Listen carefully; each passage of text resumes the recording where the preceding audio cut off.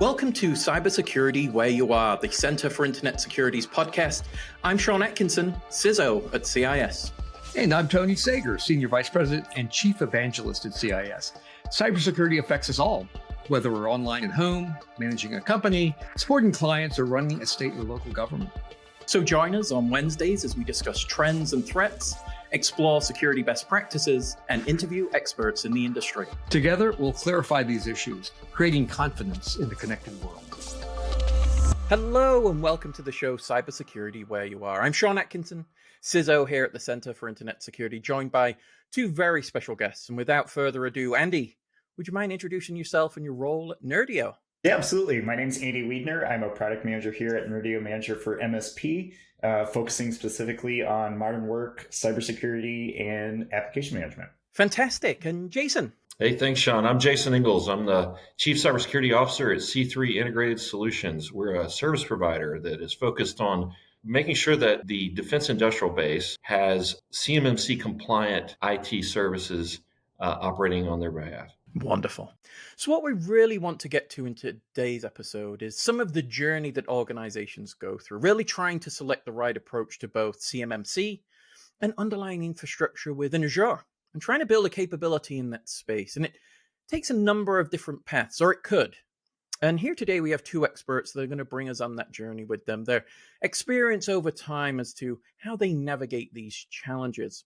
So Andy, as an organization approaches common challenges in the space of alignment to certain security standards hardening within a cloud infrastructure, and that could be aligned to the CIS benchmarks as a capability, or even the CIS controls from a complete perspective of control within their infrastructure. How do they face that, and how would they recommend, or how would you recommend they go about addressing some of these challenges? Yeah, that's it's pretty difficult, and I think a lot of MSPs really don't even know where to get their feet started in a lot of this, especially not even specifically with CMMC, but any sort of cybersecurity journey. It's a pretty big uplift for a lot of MSPs, or what we're seeing. And the first thing we do is I always recommend talk to your customers, talk to your partners. If you're a large enterprise, talk about it internally. Figure out what security really means to you guys. Is it, do we need to comply to some compliance framework? Do we have insurance requirements that we need to hit? Really try to, define your scope and figure out exactly what you need to go forward. And then your next step is going to be really to take a look at your current environments and see how do you already align to that environment. There's a lot of programs out there. Microsoft does a lot of stuff by default now. That might get your foot in the door. And then you get a good, perspective on your current landscape or existing landscape. And then you can align to whatever framework or compliance framework or security best practices or anything like that you're trying to get to. 100%, Andy. In some cases, it's just reach out to Nerdio and we'll help get you started on that journey, right? But Jason, from the integration perspective, in your experience, how do you start that journey? And how do you think about it when you're helping those on that journey towards compliance, towards better security and risk mitigation? What's it look like from your lens? Yeah. So I'd like to start with just trying to help folks understand CMMC, the Cybersecurity Maturity Model Certification. As Andy mentioned, understanding what your objectives are for cybersecurity risk management and posture starts with understanding what do you need to comply with. Are there regulatory requirements for your industry? If so, what are they? And what are the frameworks that you need to align your IT technology stack towards, and then demonstrate that you comply with those? CMMC came about as a result of some very serious impacts to national security around the theft of intellectual property, as well as very specific technical data that was found to have been stolen by nation state adversaries. And I was involved in investigating a lot of that 10, 15 years ago. And I can give you an anecdote of what it was like to go through that. So I can take you back to over 10 years ago while I'm on a shift working in a security operations center at a very large organization in New England. And this was on a Saturday. In fact, this was Memorial Day weekend. And at 7:30, our SOC got an alert that one of the indicators of compromise that we had found during our investigation, which was an IP address that we knew that this adversary, these hackers, were using to try to exfiltrate data. We got an alert that said that there was a connection to that IP address, and then we looked at the details. We dug into it, and we figured out that there was a very large amount of data that was being sent to that IP address. One of the system administrators, and this guy's about 6'5" and well over 300 pounds. The guy was a linebacker, and I got in his geo tracker. And to this day, I never asked the guy why he was driving a small car for such a big guy. I just remember racing across a big city to get to the data center so that we could physically unplug the network connection on the back of the server that was transmitting that data. We did a forensics acquisition of that server, and we found the file that was being transmitted, and we found the command that was used to encrypt the file before it was sent. It was actually left in the slack space of the hard drive that we did the forensic acquisition on. When we decrypted that file, we found troves of blueprint data and other very sensitive data about systems that were essentially stolen and used to build things that our armed forces now have to contend with. That story hits home, I hope, for the audience about what really transpired and what really led to the realization that we had to secure our defense industrial base. And so if you look at the timeline around when the National Institute of Standards produced a list of the controls, which are a subset of a very specific document called Special Publication 800-53, which is the control families that the National Institute of Standards produced that explain what we are trying to achieve, what the control objectives are to secure information systems. And if you look at where a subset of those were delivered by NIST in the form of another document called the Special Publication 800-171, which are just the control families dealing with the confidentiality of controlled and classified information. That was a direct result of the kind of events that I just described that I lived through. And it took us a decade to get to the point where now we have a codified rule that says that all defense industrial base vendors must be CMMC compliant. CMMC draws on those kinds of experiences, and CMMC was developed by people like the late Bob Metzger, who spent the latter part of his career building this capability, building this requirement so that we could protect that very sensitive control and classified information. So that's the story of how CMMC got here from my perspective. The way that we implement that is by using tools like Nerdio to enforce configuration management and to enable us to do that at scale with automation. Wonderful. Yeah, Andy, can you take us down a journey of that integration? It really, how you help organizations pursue compliance across many different areas. But to Jason's point, the hot framework right now is the CMMC requirement. How do you help organizations in that journey? Yeah, absolutely. So, Nerdio's kind of core mission is to be an automation platform and really enable all of our partners, whether it's C3 on kind of the MSP side of things, or even for organizations on the enterprise side of things where you don't have that like customer partner relationship. And so we really want to use our automation platform. And I think Jason really hit it, nail on the head there with the word scale and be able to scale it out, especially on the MSP side of things. And so when it comes to CMMC, probably the biggest thing is when the kind of the final rule came out and they defined what's in scope and out of scope. It was determined that, VDI landscapes are in scope, but the device they connect to are out of scope. And that's where kind of Nerdio excels at. So one of our core features, and everybody kind of knows us as the AVD company, is that we can deploy these AVD environments or these Azure Virtual Desktop environments. And Nerdio lets you do it fast, easy, at scale. We support imaging. You can create your image with a CIS hardened image ready to go out of the box. You can create your host pool, deploy those out. And if you're an MSP where you have multiple customers, you can take that one image and deploy it to as many customers as you want and kind of create these secure enclaves where all that CMMC protected data or CUI is actually going to live. I don't have the exact numbers on hand, but I know the amount of time saving using Nerdio compared to using native tooling is incredibly massive.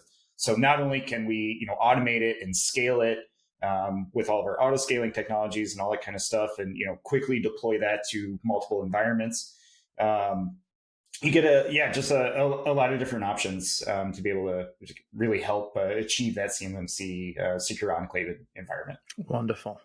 Well, we're going to come right back. We're going to take a quick break, and we'll be back to discuss this journey and this alignment with Nerdio with Jason. Tony, cloud security is like setting up a new home security system. You have responsibilities like setting up alarms and locking certain doors. But unlike a home security system, cloud security doesn't come with a manual. No, you don't have a definitive guide to what you need to harden in your cloud environments or how. There's got to be a better way. Thankfully, there is. CIS hardened images.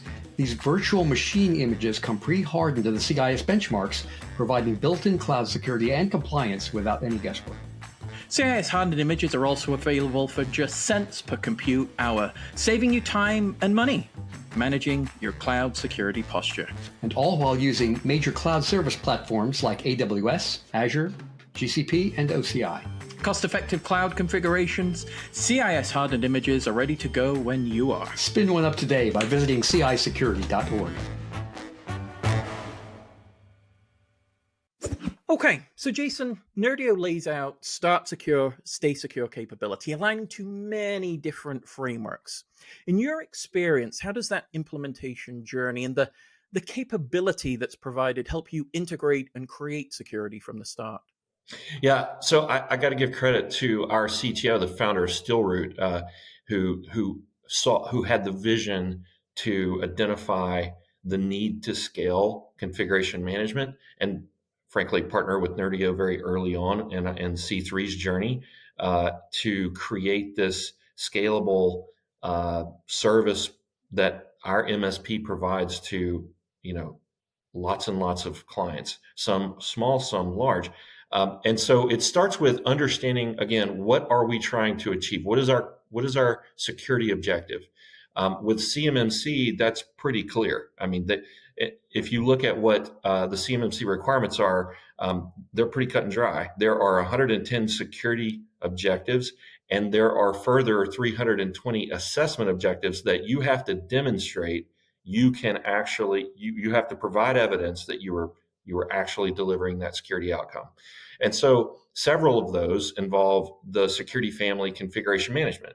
And this is where we have to think about how do we achieve those security objectives from the configuration management family that says we understand and we document what our configuration should look like.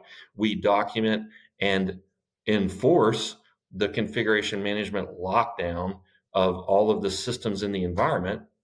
And then we can identify if there's any change. Maybe there's a requirement to modify that configuration. Maybe there's what we call configuration drift as things change over the life cycle of the information system. And this can vary based on, especially if you're a managed service provider like C3, where you've got numerous accounts and there may need to be a change in some account. What does that change look like compared to the baseline configuration? And how has that change occurred over time?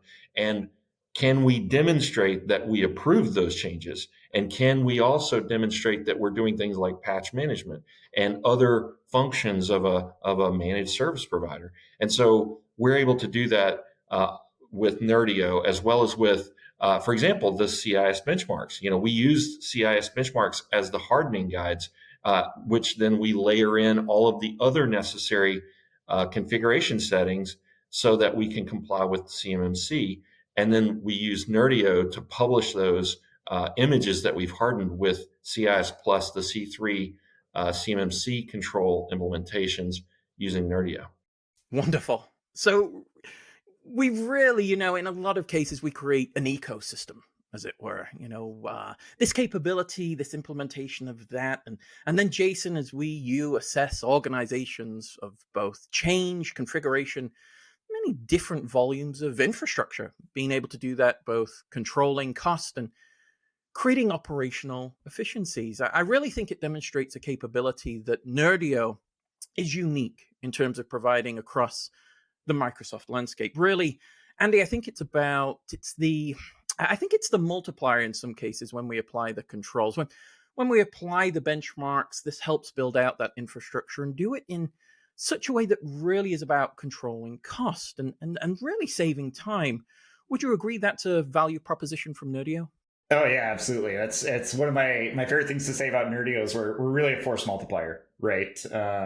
And kind of going back to the time saving with AV landscapes, not only limited to that, like we can do it with all of your N365 management, your policy management, Intune policies, that kind of a thing. It really kind of gets you over that hurdle of continuous labor just to maintain things.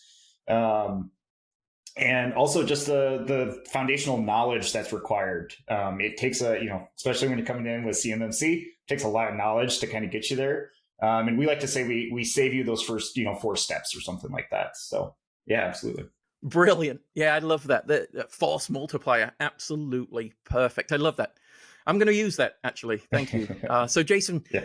We think now, and we could do the buzzword bingo element here, right? But when you see elements from DoD, and CISA, and among other moving towards a zero trust capability in these types of elements, how from an MSP perspective do you incorporate that as well as capabilities with Nerdio and CIS and using these as force multipliers and these capabilities to provide that to your clients and from your integration perspective? How does that work for you? Yeah, I mean, I think the importance of using AVD and the importance of the CMMC implementation guides and other documentation explicitly identifying AVD as out of scope for the CMMC environment, as long as you're connecting into your CMMC scoped enclave using an AVD device in that enclave.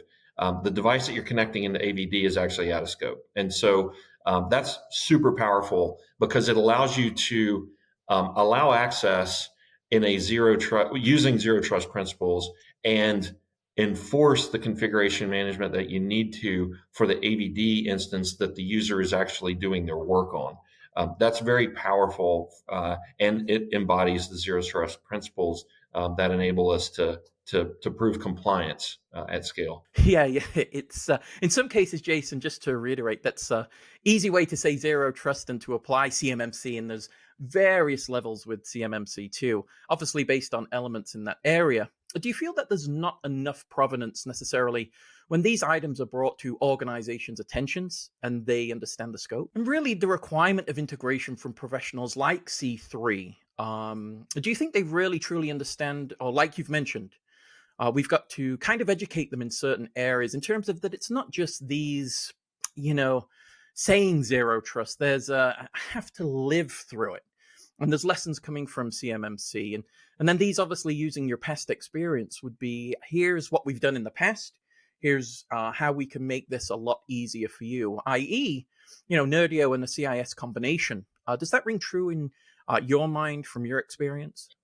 Yeah, I mean, there's so many different ways I could take that question. I'm going to try to take it from the perspective of the lift requirements to get to CMMC from something that, so let's just start with an organization that may already know there's a compliance requirement. Maybe let's say they're in a regulated industry like healthcare, banking, or maybe even the defense industrial base. Like maybe they knew the requirement existed and they've just used maybe they had a third-party audit. Maybe they've had so for example, AICPA, the American Institute of Certified Public Accountants, they issue SOC 2s, Statement of Controls, Type 2s, Type 1. Like these are all formats and frameworks that are developed to issue an opinion about, does an organization have a security plan? Are they following that plan? Are the controls effective? Right. So organizations may be aware of how all that works. But if they've not studied those 110 control objectives found in Special Publication 800-171 and the 320 assessment objectives and thought through the lift requirements to demonstrate some of the things that are required to be compliant. And so I have been talking about CMMC, and you've, Sean, rightly identified that there are levels to CMMC. And level 1 is certainly something that has rigor to it. But if you look at the control requirements of level 1 versus CMMC level 2, there's a huge difference in level of effort required to achieve those control objectives in level 2. And so a lot of times when you hear me talking about CMMC, I'm really talking about the level 2. Just as an example, the Defense Department, or as they call themselves now, the Department of War, says that there are roughly 82,000 companies that must comply and must have a third-party audit in order to comply with CMMC level 2. So the body, it's the folks that the corpus of companies that are going to have to meet CMMC level 2 as estimated by the Department of War is somewhere around 82,000 companies. And if you look at the controls that they have to meet and you look at the assessment objectives of what they've got to meet, it is substantial. And so to go from whatever prior security regime or rigor that you had applied to your information system to something like CMMC level 2, and to do it without a order of magnitude and additional cost and labor and time, you really have to look at automation. You really have to look at ways to do it smarter, not harder, because we're doing it as hard as we can do it right now. We have to do it smarter. And that's where thinking about the strategy to apply automation and configuration management at scale is crucial as you approach the objective of CMMC level 2. 100%. That's fantastic. So now, Andy, when organizations are faced with the intersection of not only potentially CMMC, NIST, all the flavors in that space, the acronym soup, as it were, of frameworks, when they're trying to align with CIS controls and benchmarks and do the cartography between those mappings, when we see compliance as a competitive differentiator, how does Nerdio help in that space? Yeah, I think we're going to kind of hammer this point home. It comes to that scalability, right? Like if you can kind of, define that intersection and what that means for you and your customers, and everybody's unique, right? Every customer has their own requirements. Every organization has their own requirements, but being able to handle those at scale becomes a real big competitive advantage, where you can, quickly uplift these customers, uplift these businesses, uplift yourself to whatever security intersection that you guys run into. That's the real value add. You're gonna rise above the rest if you can do it quick, you can do it fast, you can do it accurate, and you can maintain it. That's another big piece to it too. Is this isn't just a set and forget industry, right? Compliance has changed a lot over the last decade, at least since I've been in the industry. Security's changed a lot in the past decade. But it's really become, it's a maintenance item. It's a continuous thing that you need to continuously monitor, change, adapt, and evolve. And yeah, that's absolutely something that we can help you guys with. Absolutely. That's the one thing Nerdio, respectfully, Andy, is the ability to evolve with your partners, your business, the businesses you support, the integrators that require your services to do this. So really, in some cases, it becomes their competitive differentiator as a utility of Nerdio that, yes, we can come into an organization, and as you mentioned, to the business context, but then you also provide the compliance layer that creates this, again, that ecosystem of continuous change. And you're absolutely right. The requirements and the technologies that we've seen, and that with the introduction of AI and all these different types of capabilities require us, as part of that ecosystem to be aware, alert, and ready to respond. I'm always thinking about, the next stage, as it were. And I think that's what makes the partnership and capability of Nerdio so strong, is that you're right there, cutting edge with organizations. And Jason, it leads me down to some of the lessons learned from organizations that are looking to implement large, small, whatever they happen to be, but especially in the defense industrial base. As you mentioned, 82,000 a cover from just one level of CMMC seems like a Herculean task, but with a combination play that we've been talking about our ecosystems together, to me, seems manageable. But it needs your experience and your lessons you've learned over the past in order to do the integration successfully. Would you agree with that? And any lessons that you would provide our audience? Yeah, so drawing from our experience, and again, I've got to give props to our CTO, Ryan Heidorn, for having the engineering vision to say, how do we do this at scale? How do we build what we call at C3, our reference architecture? How do we bake in? Well, so that's one lesson, is you bake it in, you don't bolt it on. Baked in means you've got scalability from the get-go, and you can optimize for scalability as you grow, as we grew over the last 3 years, as we manage hundreds of clients, as we manage hundreds of enclaves, as we have thousands of AVD instances happening, as we have configuration management at scale. Baking it in from the get-go was critical. And so that would be my first lesson learned, is think about how to bake it in, not bolt it on at the end of it. Don't get to your first viable solution and realize you've got to go back, or you've got to attach some additional capability in order to manage configuration.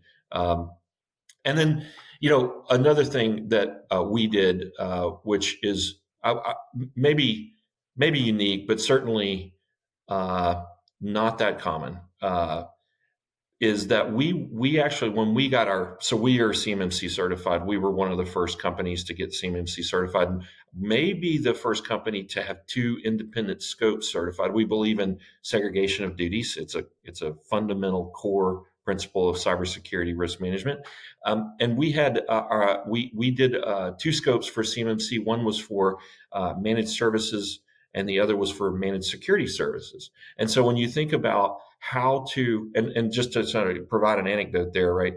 MSSP, or managed security services, as an MSSP, our job is to find problems. And as an MSP, our job is to fix problems. So you kind of want to segregate the duties and the people doing that, so that you can clearly define and provide evidence that you're doing it for compliance purposes, but also to scale, because you want to be able to have a team focused on identifying risk issues and a team focused on fixing the risk issues, right? And so that's another lesson learned, is understand how to build out the scale at which you expect to grow that your organization, if you're delivering these kinds of services, and think of along the lines of, how do you keep your teams focused on doing what they should be good at? And then how do you make sure that you can validate, verify, and provide evidence of the kind of compliance requirements that you have, while you're also doing a great job at cyber risk management? Because compliance risk is certainly one of the risks, but there are plenty of other risks that you must consider when you're operating information technology. No question. I think that's lost sometimes, Jason, respectfully, in organizations, and in some cases, understanding compliance risk. That's a security thing that doesn't affect the business. And it's absolutely is fundamental to your business to align, obviously, to be competitive in this space, and to align to be even part of the defense industrial base. CMMC being that requirement is really a challenge, I think. A number of organizations have communicated to upper level management that this is a serious element that needs to be a business risk. This is not a technology risk. It lives in the world and needs to be a reality of our day-to-day thinking. And like you said, baking it in versus bolting it on. And we'll do that next week when we integrate something, and we'll go out and get an external audit and go through these things. Then fundamentally, I think it has to be ingrained as part of both the business development as well as the business sustainment culture within any organization. So fantastic there. Andy, as we come towards the end of the episode, one of the things I just want to thank Nerdio is for sponsorship of the annual MSISAC meeting. Absolutely fantastic to be partnering with you, Nerdio, and all the great things you're doing. If someone's interested, they're listening to the podcast, where do they find out more about Nerdio? What would you say also is contributive to the value proposition for them to partner with you and utilize your capabilities? Yeah, I think, the best place to get information is just our website, getnerdio.com. But I would implore everybody that's interested or, curious about this space, check us out. Nerdio is available on the Azure Marketplace, whether you're Azure Commercial or Azure Gov, whether you're an MSP or enterprise. Both of our products are available in both marketplaces. All of our resources live inside your tenant. Your data stays inside your tenant, or if you're an MSP, your customers' tenants and yours. We're not a traditional SaaS vendor where we're hosting the platform. You guys host it. You guys manage it. You guys own it, basically. I would implore you guys to check that out. Strike up a conversation. Anybody at Nerdio would love to talk to you. I'd love to talk to you, customers, prospective customers, anybody. Reach out, have a conversation with us. Wonderful. And Jason, for C3, organizations are challenged with CMMC. Where do I start? What do I do? How can they find out more information about the services your team provides? Yeah, thanks. And by the way, thanks again, Sean. And Andy, thanks for having me to talk about CMMC as well as what Nerdio can do to help. C3 is a proud partner with Nerdio, and we look forward to continuing to grow together. C3 is here for organizations who are defense contractors, or organizations that want defense-grade cybersecurity and compliance capabilities. You can find out more on our website, c3isit.com, c3isit.com. And you can also give us a ring. I'd be happy to chat with you. Happy to look me up on LinkedIn if you'd like to link up. And I look forward to chatting with you guys again. Wonderful. Well, again, I just want to thank you both for continuing the cybersecurity struggle, as it were, getting these elements put into play and making everybody stronger and safer around the world. So we really appreciate all the work and the partnership, and wish you all the best. And thank you to our audience. Any questions, comments, concerns, podcast@cisecurity.org.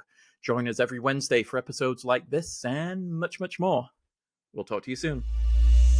Thank you for listening to the podcast today.